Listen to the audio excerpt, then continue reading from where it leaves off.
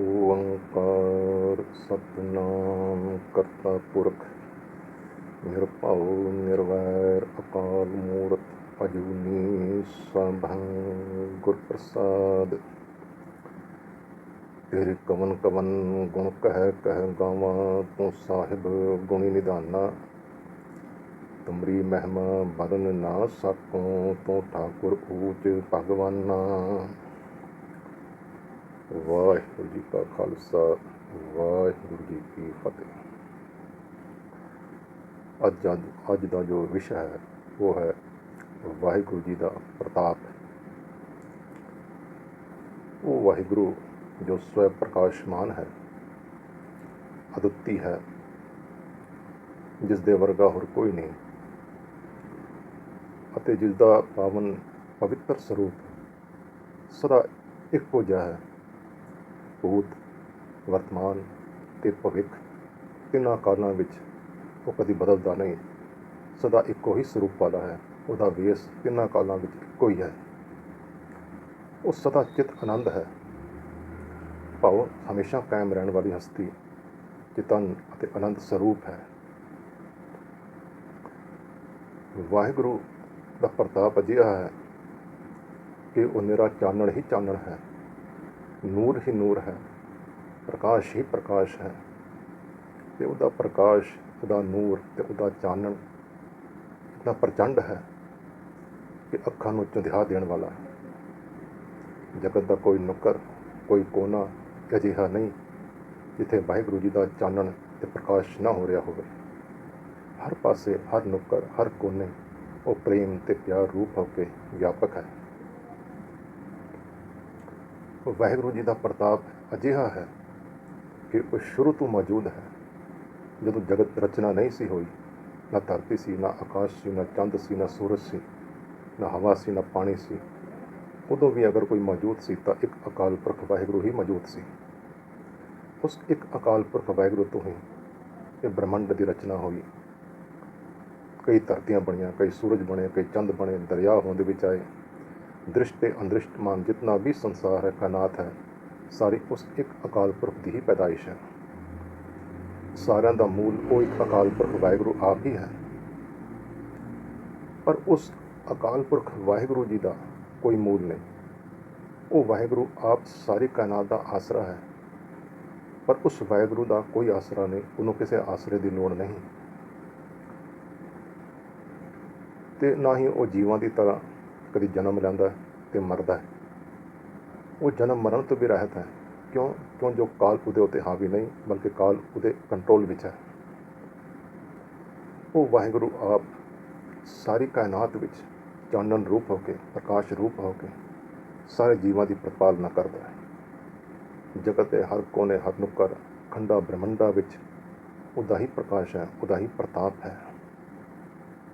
ਉਸ ਵਾਹਿਗੁਰੂ ਦੀ ਹੋਂਦ ਨੂੰ, ਉਸ ਵਾਹਿਗੁਰੂ ਜੀ ਦੀ ਸ਼ਖਸੀਅਤ ਨੂੰ ਕਿਸੇ ਹੱਦ ਬੰਨੇ ਵਿੱਚ ਰੱਖਿਆ ਨਹੀਂ ਜਾ ਸਕਦਾ।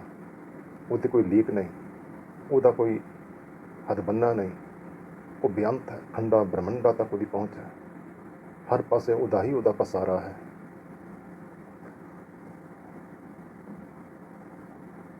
ਤਿੰਨਾਂ ਲੋਕਾਂ ਵਿੱਚ ਪੈਦਾ ਕੀਤੇ ਹੋਏ ਜਿਤਨੇ ਵੀ ਜੀਵ ਨੇ ਉਸ ਵਾਹਿਗੁਰੂ ਜੀ ਦੇ, ਇਹ ਉਹਦਾ ਪ੍ਰਤਾਪ ਦੀ ਹੀ ਨਿਸ਼ਾਨੀ ਹੈ ਕਿ ਸਾਰੇ ਜੀਵ ਉਹਦੇ ਹੁਕਮ ਵਿੱਚ ਬੱਧੇ ਹੋਏ ਨੇ।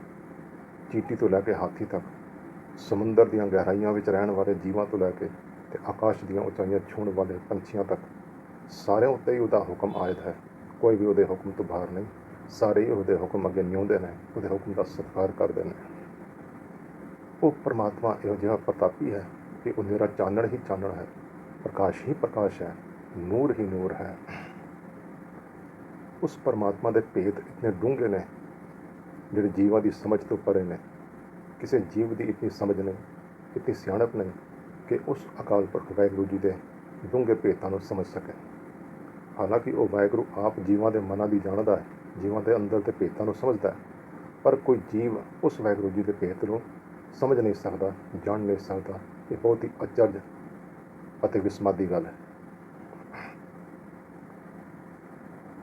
ਉਹ ਪਰਮਾਤਮਾ ਸਾਰੇ ਜਗਤ ਦਾ ਮੂਲ ਹੈ, ਸਾਰੇ ਜਗਤ ਦਾ ਆਸਰਾ ਹੈ। ਸਾਰੇ ਜੀਵ ਉਹਦੇ ਹੀ ਆਸਰੇ ਜਿਉਂਦੇ ਨੇ ਤੇ ਸਾਰੇ ਜੀਵਾਂ ਦੇ ਅੰਦਰ ਉਸੇ ਵਾਹਿਗੁਰੂ ਜੀ ਦੀ ਹੀ ਜੋਤ ਰੁਮਕ ਰਹੀ ਹੈ, ਉਸੇ ਵਾਹਿਗੁਰੂ ਜੀ ਦੀ ਹੀ ਆਤਮਾ ਰੁਮਕ ਰਹੀ ਹੈ। ਉਹ ਵਾਹਿਗੁਰੂ ਜੀ ਬੇਅੰਤ ਪਦਾਰਥਾਂ ਦੇ ਮਾਲਕ ਹੋ ਕੇ ਵੀ, ਧਨ ਪਦਾਰਥਾਂ ਦੇ ਮਾਲਕ ਹੋ ਕੇ ਵੀ, ਸਾਰੀ ਕਾਇਨਾਤ ਦੇ ਮਾਲਕ ਹੋ ਕੇ ਵੀ ਖੁੱਲੇ ਦਿਲ ਵਾਲੇ ਹਨ। ਭਾਵ ਕਿ ਜੀਵਾਂ ਲਈ ਸਦਾ ਉਹਦੇ ਭੰਡਾਰੇ ਖੁੱਲੇ ਹੋਏ ਹਨ। ਜੀਵ ਲੈ ਲੈ ਕੇ ਵਰਤਦੇ ਹਨ, ਪਰ ਪਰਮਾਤਮਾ ਦੇ ਦੇ ਕੇ ਥੱਕਦਾ ਨਹੀਂ। ਉਹ ਸਦਾ ਹੀ ਜੀਵਾਂ ਨੂੰ ਦਾਤਾ ਦੇਣ ਵਾਲਾ ਹੈ। ਉਦਾਰਤਾ ਹੀ ਉਹਦਾ ਸਰੂਪ ਹੈ, ਕਿਉਂ ਜੋ ਉਹ ਖੁੱਲੇ ਦਿਲ ਵਾਲਾ ਹੈ। ਉਹ ਵਾਹਿਗੁਰੂ ਅਜਿਹਾ ਪ੍ਰਤਾਪੀ ਹੈ ਕਿ ਸਾਰੇ ਜੀਵਾਂ ਨੂੰ ਪੈਦਾ ਕਰਕੇ ਇਹਨਾਂ ਦੀ ਸੰਭਾਲ ਵੀ ਕਰਦਾ ਹੈ। ਮਾਤਾ ਦੇ ਉਦਰ ਵਿੱਚੋਂ ਰਹਿ ਕੇ ਅਤੇ ਜੀਵਾਂ ਦੇ ਅੰਤਿਮ ਸਵਾਸ ਤੱਕ ਉਹ ਜੀਵਾਂ ਦੀ ਪ੍ਰਤਪਾਲਨਾ ਕਰਦਾ ਹੈ, ਇਹਨਾਂ ਦਾ ਧਿਆਨ ਰੱਖਦਾ ਹੈ, ਇਹਨਾਂ ਦੀ ਹਰ ਲੋੜਾਂ ਅਤੇ ਜ਼ਰੂਰਤਾਂ ਪੂਰੀਆਂ ਕਰਦਾ ਹੈ। ਅਤੇ ਸਾਰਾ ਜੀਵਾਂ ਦਾ ਨਾਸ਼ ਕਰਨ ਵਾਲਾ ਵੀ ਉਹ ਵਾਹਿਗੁਰੂ ਆਪ ਹੀ ਹੈ। ਜਿੱਥੇ ਕਿਤੇ ਹਰ ਥਾਂ ਵਾਹਿਗੁਰੂ ਆਪ ਚਾਨਣ ਰੂਪ ਹੋ ਕੇ ਪ੍ਰਕਾਸ਼ਮਾਨ ਹੈ। ਹਰ ਜਗ੍ਹਾ ਉਸੇ ਦਾ ਹੀ ਨੂਰ ਹੈ, ਉਸੇ ਦਾ ਹੀ ਚਾਨਣ ਹੈ।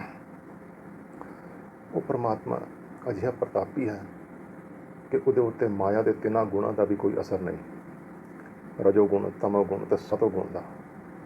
ਜੀਵਾਂ ਉੱਤੇ ਪ੍ਰਭਾਵ ਹੈ, ਜੀਵ ਇਹਦੇ ਪ੍ਰਭਾਵ ਵਿੱਚ ਰਹਿ ਕੇ ਜ਼ਿੰਦਗੀ ਬਸਰ ਕਰਦੇ ਨੇ। ਪਰ ਇਹ ਪ੍ਰਤਾਪੀ ਵਾਹਿਗੁਰੂ, ਤੇਰੇ ਉੱਤੇ ਮਾਇਆ ਦੇ ਇਹਨਾਂ ਤਿੰਨਾਂ ਗੁਣਾਂ ਦਾ ਵੀ ਕੋਈ ਪ੍ਰਭਾਵ ਨਹੀਂ। ਤੂੰ ਇਹਨਾਂ ਤਿੰਨਾਂ ਗੁਣਾਂ ਤੋਂ ਨਿਰਲੇਪ ਹੈ ਅਤੇ ਪਾਵਨ ਹੈ, ਸ਼ੁੱਧ ਸਰੂਪ ਹੈ, ਪਵਿੱਤਰ ਹਸਤੀ ਵਾਲਾ ਹੈ।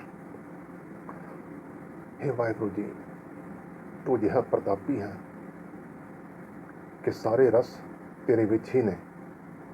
ਤੂੰ ਆਨੰਦ ਦਾ ਸਰੂਪ ਹੈ, ਤੂੰ ਸਾਰੇ ਆਤਮਕ ਰਸਾਂ ਦਾ ਸੋਮਾ ਹੈ, ਤੂੰ ਆਤਮਕ ਰਸਾਂ ਦਾ ਘਰ ਹੈ। ਜੀਵਾਂ ਨੂੰ ਜੋ ਆਤਮਕ ਰਸ ਤੈਥੋਂ ਹੀ ਪ੍ਰਾਪਤ ਹੁੰਦੇ ਨੇ, ਜੀਵਾਂ ਨੂੰ ਆਨੰਦ ਦੀ ਪ੍ਰਾਪਤੀ ਵੀ ਤੈਥੋਂ ਹੀ ਪ੍ਰਾਪਤ ਹੁੰਦੀ ਹੈ, ਕਿਉਂਕਿ ਤੂੰ ਹੀ ਸਾਰੇ ਆਤਮਕ ਰਸਾਂ ਦਾ ਸੋਮਾ ਅਤੇ ਤੂੰ ਹੀ ਆਤਮਕ ਆਨੰਦ ਦਾ ਸਰੂਪ ਹੈ। हे ਵਾਹਿਗੁਰੂ, ਤੇਰਾ ਕੋਈ ਇੱਕ ਨਾਮ ਨਹੀਂ, ਕੋਈ ਜੀਵ ਅਜਿਹਾ ਨਹੀਂ ਜਿਹੜਾ ਤੇਰਾ ਕੋਈ ਇੱਕ ਨਾਮ ਦੱਸ ਸਕੇ ਅਤੇ ਉਸ ਨਾਮ ਨਾਲ ਤੇਰੀ ਸੰਪੂਰਨ ਸ਼ਖਸੀਅਤ ਉਗੜ ਕੇ ਸਾਹਮਣੇ ਆ ਸਕੇ। ਅਤੇ ਨਾ ਹੀ ਤੇਰਾ ਕੋਈ ਇੱਕ ਘਰ ਹੈ, ਨਾ ਤੇਰਾ ਕੋਈ ਇੱਕ ਥਾਂ ਹੈ ਜਿੱਥੇ ਤੈਨੂੰ ਲੱਭਿਆ ਜਾ ਸਕਦੇ, ਕਿਉਂਕਿ ਸਾਰੇ ਖੰਡਾਂ ਅਤੇ ਬ੍ਰਹਮੰਡਾਂ ਵਿੱਚ ਤੇਰਾ ਹੀ ਨੂਰ ਹੈ, ਤੇਰਾ ਹੀ ਚਾਨਣ ਹੈ, ਤੇਰਾ ਹੀ ਪ੍ਰਕਾਸ਼ ਹੈ। हे ਵਾਹਿਗੁਰੂ, ਤੇਰਾ ਕੋਈ ਇੱਕ ਖਾਸ ਰੂਪ ਵੀ ਨਹੀਂ ਹੈ, ਨਾ ਤੇਰਾ ਕੋਈ ਖਾਸ ਰੰਗ ਹੈ ਅਤੇ ਨਾ ਹੀ ਤੇਰੀ ਇੱਕ ਕੋਈ ਖਾਸ ਜਾਤ ਹੈ ਜਿਹੜੀ ਤੇਰੀ ਪਹਿਚਾਣ ਬਣ ਸਕੇ। ਇਸ ਲਈ ਤੇਰਾ ਕੋਈ ਚਿੱਤਰ, ਤੇਰੀ ਕੋਈ ਤਸਵੀਰ ਨਹੀਂ ਬਣ ਸਕਦੀ। हे ਵਾਹਿਗੁਰੂ ਜੀ, ਤੂੰ ਸ਼ੁਰੂ ਤੋਂ ਮੌਜੂਦ ਹੈ, ਤੂੰ ਜੀਵਾਂ ਦਾ ਮੂਲ ਹੈ, ਤੂੰ ਜੀਵਾਂ ਦਾ ਆਸਰਾ ਹੈ, ਤੂੰ ਸਰਵ ਵਿਆਪਕ ਹੈ, ਖੰਡਾਂ ਬ੍ਰਹਮੰਡਾਂ ਵਿੱਚ ਤੂੰ ਵਿਆਪਕ ਹੈ। ਸਾਰੇ ਜੀਵਾਂ ਵਿੱਚ ਤੇਰੀ ਹੀ ਜੋਤ ਰੁਮਕ ਰਹੀ ਹੈ ਅਤੇ ਤੂੰ ਜੋਨੀਆਂ ਵਿੱਚ ਵੀ ਨਹੀਂ ਆਉਂਦਾ। ਤੂੰ ਜੀਵਾਂ ਦੀ ਤਰ੍ਹਾਂ ਜੰਮਦਾ ਨਹੀਂ, ਮਰਦਾ ਨਹੀਂ। ਤੂੰ ਸਦਾ ਇੱਕ ਰਸ ਹੈ, ਸਦਾ ਹਮੇਸ਼ਾ ਰਹਿਣ ਵਾਲਾ ਹੈ, ਚੇਤਨ ਸਰੂਪ ਹੈ, ਆਨੰਦ ਸਰੂਪ ਹੈ। ਤੇਰਾ ਸਰੂਪ ਉਦਾਰਤਾ ਵਾਲਾ ਹੈ, ਭਾਵ ਤੂੰ ਖੁੱਲੇ ਦਿਲ ਵਾਲਾ ਹੈ, ਜੀਵਾਂ ਨੂੰ ਸਦਾ ਹੀ ਦਾਤਾਂ ਬਖਸ਼ਦਾ ਆਇਆ ਹੈ। ਤੇਰੀਆਂ ਦਾਤਾਂ ਦਾ ਕਦੀ ਟੋਟਾ ਨਹੀਂ ਪੈਂਦਾ। ਜੀਵ ਲੈ ਲੈ ਕੇ ਥੱਕ ਜਾਂਦੇ ਹਨ, ਪਰ ਤੇਰੀਆਂ ਦਾਤਾਂ ਕਦੀ ਮੁੱਕਦੀਆਂ ਨਹੀਂ। ਤੂੰ ਜੋਨੀਆਂ ਤੋਂ ਪਰੇ ਹੈ ਅਤੇ ਬੇਅੰਤ ਹੈ। हे ਵਾਹਿਗੁਰੂ, ਤੇਰਾ ਸਰੂਪ ਮੁਕੰਮਲ ਹੈ। ਤੇਰੇ ਸਰੂਪ ਵਿੱਚ ਕੋਈ ਉਕਾਈ ਨਹੀਂ, ਤੇਰੇ ਬਣਾਏ ਹੋਏ ਕਾਨੂੰਨਾਂ ਵਿੱਚ ਕੋਈ ਉਕਾਈ ਨਹੀਂ। ਤੂੰ ਜਗਤ ਦੀ ਪਾਲਣਾ ਨੇ ਜੋ ਨਿਯਮ ਬਣਾਏ ਨੇ, ਉਹ ਨਿਯਮ ਵੀ ਆਪਣੇ ਆਪ ਵਿੱਚ ਮੁਕੰਮਲ ਨੇ ਅਤੇ ਆਪਣੇ ਆਪ ਵਿੱਚ ਪੂਰੇ ਨੇ। ਉਹਨਾਂ ਵਿੱਚ ਕੋਈ ਉਕਾਈ ਨਹੀਂ, ਕੋਈ ਕਮੀ ਨਹੀਂ। हे ਵਾਹਿਗੁਰੂ, ਤੇਰਾ ਕੋਈ ਇੱਕ ਖਾਸ ਦੇਸ਼ ਨਹੀਂ, ਤੇਰਾ ਕੋਈ ਖਾਸ ਪਹਿਰਾਵਾ ਨਹੀਂ, ਤੇਰਾ ਕੋਈ ਇੱਕ ਖਾਸ ਮਤ ਨਹੀਂ, ਤੇਰਾ ਇੱਕ ਕੋਈ ਖਾਸ ਮਜ਼ਹਬ ਵੀ ਨਹੀਂ ਹੈ। ਤੂੰ ਇਹਨਾਂ ਸਾਰਿਆਂ ਤੋਂ ਨਿਰਲੇਪ ਹੈ, ਆਜ਼ਾਦ ਹੈ, ਸੁਤੰਤਰ ਹਸਤੀ ਵਾਲਾ ਹੈ। हे ਵਾਹਿਗੁਰੂ ਜੀ, ਤੇਰਾ ਰਾਜ, ਤੇਰੀ ਸੱਤਾ ਅਜਿਹੀ ਹੈ ਜਿਹੜੀ ਕਦੇ ਖਤਮ ਨਹੀਂ ਹੋ ਸਕਦੀ। ਤੂੰ ਸਦਾ ਕਾਇਮ ਰਹਿਣ ਵਾਲੀ ਸੱਤਾ ਦਾ ਮਾਲਕ ਹੈ। ਤੇਰੀ ਬਾਦਸ਼ਾਹਤ ਸਦਾ ਕਾਇਮ ਰਹਿਣ ਵਾਲੀ ਹੈ। ਤੂੰ ਸਦਾ ਹੀ ਜੀਵਾਂ ਨੂੰ ਪੈਦਾ ਕਰਦਾ ਆਇਆ ਅਤੇ ਸਦਾ ਹੀ ਜੀਵਾਂ ਦੀ ਪ੍ਰਤਪਾਲਨਾ ਕਰਦਾ ਆਇਆ ਹੈ। ਦੁਨੀਆ ਦੇ ਰਾਜੇ, ਦੁਨੀਆ ਦੇ ਬਾਦਸ਼ਾਹਤ ਤਾਂ ਚੰਦ ਦਿਨਾਂ ਦੀ ਹੈ। ਇੱਥੇ ਦੇ ਸ਼ਾਨੋ ਸ਼ੌਕਤ, ਇੱਥੇ ਦੀਆਂ ਫੌਜਾਂ, ਇੱਥੇ ਦੇ ਨਗਾੜੇ, ਇੱਥੇ ਦੇ ਹੁਕਮ, ਇੱਥੇ ਦੇ ਕਾਨੂੰਨ ਤਾਂ ਸਦਾ ਹੀ ਮਿਟਦੇ ਰਹੇ ਹਨ। ਪਰ हे ਵਾਹਿਗੁਰੂ ਅਕਾਲ ਪੁਰਖ ਜੀ, ਤੁਹਾਡੀ ਸੱਤਾ, ਤੁਹਾਡੀ ਬਾਦਸ਼ਾਹਤ ਅਜਿਹੀ ਹੈ ਜੋ ਯੁਗਾਂ ਯੁਗਾਂਤਰਾਂ ਤੋਂ ਚਲੀ ਆ ਰਹੀ ਹੈ ਅਤੇ ਯੁਗਾਂ ਯੁਗਾਂਤਰਾਂ ਤੱਕ ਚੱਲਦੀ ਰਹੇਗੀ। ਤੁਹਾਡੇ ਰਾਜ ਦੇ ਝੰਡੇ, ਤੁਹਾਡੇ ਨਗਾੜੇ, ਤੁਹਾਡੇ ਹੁਕਮ ਸਦਾ ਚੱਲਦੇ ਰਹਿਣਗੇ, ਸਦਾ ਅਟਲ ਨੇ, ਉਹ ਨਾ ਤਬਦੀਲ ਹੋਣ ਵਾਲੇ ਨੇ। ਤੂੰ ਸਦਾ ਇੱਕ ਰਸ ਹੈ, ਆਨੰਦ ਸਰੂਪ ਹੈ, ਚੇਤਨ ਹੈ ਅਤੇ ਸਦਾ ਹੀ ਜੀਵਾਂ ਦੀ ਪ੍ਰਤਪਾਲਨਾ ਕਰਦਾ ਹੈ। ਸਾਰੀ ਸ੍ਰਿਸ਼ਟੀ ਨੂੰ ਤੂੰ ਹੀ ਚਲਾਉਣ ਵਾਲਾ ਹੈ, ਤੂੰ ਹੀ ਸਾਰੇ ਜੀਵਾਂ ਦਾ ਪਾਲਣਾ ਕਰਨ ਵਾਲਾ ਹੈ। ਇਹ ਵਾਹਿਗੁਰੂ, ਸਾਡੇ ਜੀਵਾਂ ਵਿੱਚ ਇਤਨੀ ਤਾਕਤ, ਇਤਨੀ ਸਮਰੱਥਾ ਨਹੀਂ ਕਿ ਅਸੀਂ ਤੇਰੇ ਗੁਣ ਗਾ ਸਕੀਏ, ਅਸੀਂ ਤੇਰੀ ਵਡਿਆਈ ਕਰ ਸਕੀਏ। ਅਸੀਂ ਅਲਪ ਬੁੱਧੀ ਹਾਂ, ਤੂੰ ਮਹਾਨ ਅਕਲ ਵਾਲਾ, ਮਹਾਨ ਸਮਝ ਵਾਲਾ ਹੈ। ਸਾਡੇ ਸਰੂਪ ਬਦਲਦੇ ਰਹਿੰਦੇ ਹਨ, ਪਰ ਇਹ ਵਾਹਿਗੁਰੂ ਜੀ, ਤੇਰੀ ਸੁੰਦਰਤਾ ਕਦੀ ਬਦਲਦੀ ਨਹੀਂ। ਤੂੰ ਮਹਾਨ ਸਮਝ ਤੇ ਮਹਾਨ ਅਕਲ ਦਾ ਦਾਤਾ ਹੈ ਅਤੇ ਤੂੰ ਇੱਕ ਮਹਾਨ ਸੁੰਦਰ ਸਰੂਪ ਹੈ। ਤੂੰ ਸੁੰਦਰਤਾ ਦੀ ਮੂਰਤ ਹੈ। ਤੂੰ ਇੱਕ ਮਹਾਨ ਤੇ ਅਮਿਣਵੇਂ ਬਲ ਦਾ ਮਾਲਕ ਹੈ। ਅਸੀਂ ਅਲਪ ਬੁੱਧੀ ਵਾਲੇ ਜੀਵ ਤੇਰੇ ਇਸ ਮਹਾਨ ਉਸਤਤ ਨੂੰ ਗਾ ਨਹੀਂ ਸਕਦੇ। ਤੂੰ ਰਹਿਮਤ ਕਰ, ਜਿਤਨੀ ਜਿਸ ਨੂੰ ਬੁੱਧੀ ਬਖਸ਼ਦਾ ਹੈ, ਬਸ ਉਹ ਉਤਨੇ ਹੀ ਆਪਣੀ ਅਕਲ ਦੇ ਆਸਰੇ ਤੇਰੇ ਗੁਣ ਗਾ ਸਕਦਾ ਹੈ। ਇਹ ਪਰਮਾਤਮਾ, ਤੂੰ ਬੇਅੰਤ ਹੈ, ਬੇਅੰਤ ਹੈ, ਬੇਅੰਤ ਹੈ। ਵਾਹਿਗੁਰੂ ਜੀ ਕਾ ਖਾਲਸਾ, ਵਾਹਿਗੁਰੂ ਜੀ।